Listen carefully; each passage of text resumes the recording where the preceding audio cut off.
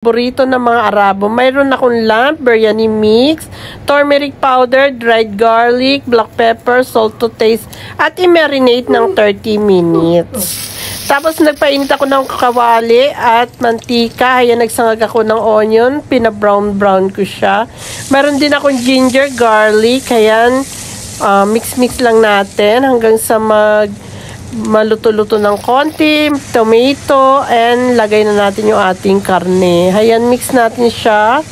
Then, masarap yan, guys. Ayan, marinate na. May bay leaves din tayo, black lemon, cardamom, cloves, at pulpa yogurt.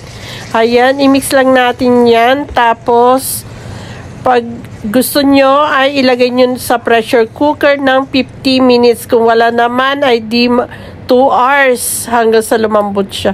Ayan, luto ng ating karne. Magawa naman tayo ng rice, 2 cups